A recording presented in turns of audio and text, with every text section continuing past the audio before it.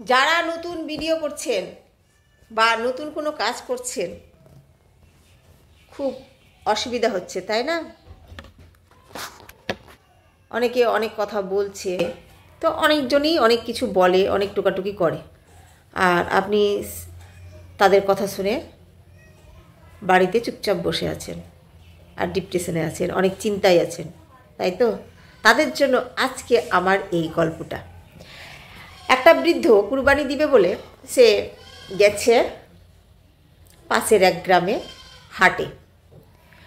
হাটে একটা মাঝারি সাইজের ছাগল কিনল। বৃদ্ধটা ছাগলটাকে নিয়ে কি করলো, ঘাড়ে নিল। ঘাড়ে নিয়ে সে হাঁটতে শুরু করলো, কারণ হাট থেকে বৃদ্ধটির বাড়ি অনেকটাই দূর। তো গ্রামের রাস্তা হেঁটে হেঁটে যাচ্ছে বৃদ্ধটি ঘাড়ে ছাগল নিয়ে,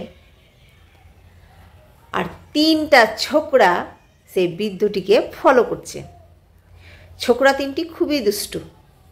তারা তিনজনে কথা বলছে যে দেখ দেখ, বৃদ্ধটি ছাগল ঘাড়ে করে নিয়ে যাচ্ছে, ছাগলটা কি টুসটুসে না, কি সুন্দর, ছাগলটা কেটে মাংস করে রান্না করে খেলে না যা হবে। এই বলে তিন ছোকরা বৃদ্ধটির পিছনে ফলো করতে লাগলো। বৃদ্ধটি তো ঘাড়ে ছাগল নিয়ে নিজের মতো করে হাঁটছে হাঁটছে বেচারা। হাঁটতে হাঁটতে এতটাই ক্লান্ত হয়ে গেছে, বৃদ্ধটি তখন একটা গাছের গোড়ায় গিয়ে বিশ্রাম করতে বসল।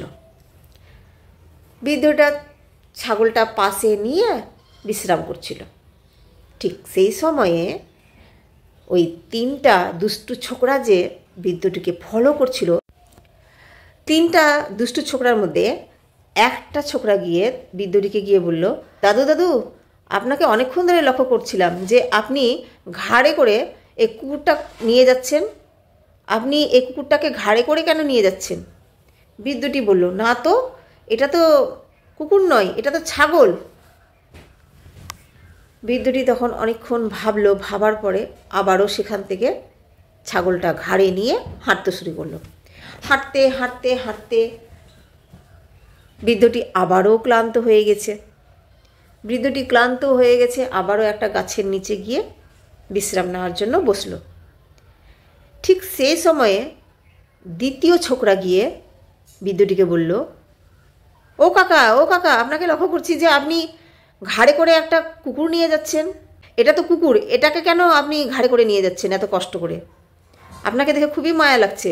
বৃদ্ধটি ঘাবড়ে গিয়ে বলল, না তো বাবা, না তো, এটা তো কুকুর না, এটা ছাগল।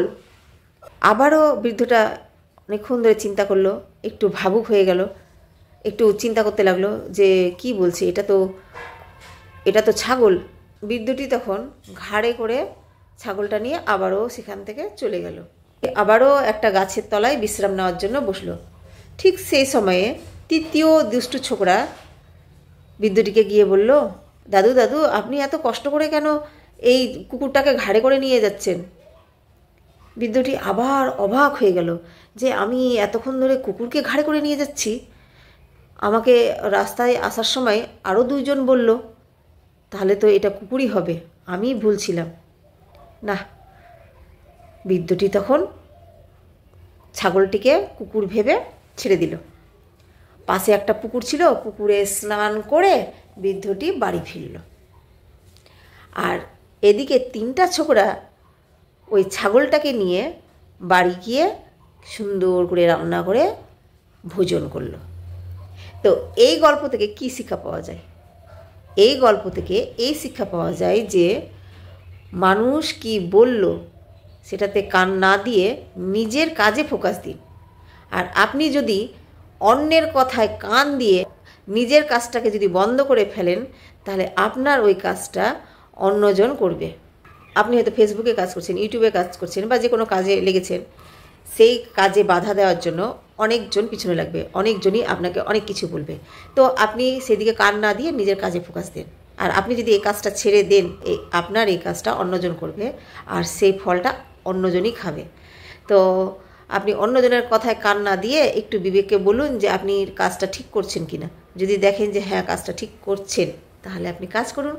অন্যের কথায় কেন কান দিবেন? অন্যের কথায় কোনো সময় কান দিবেন না।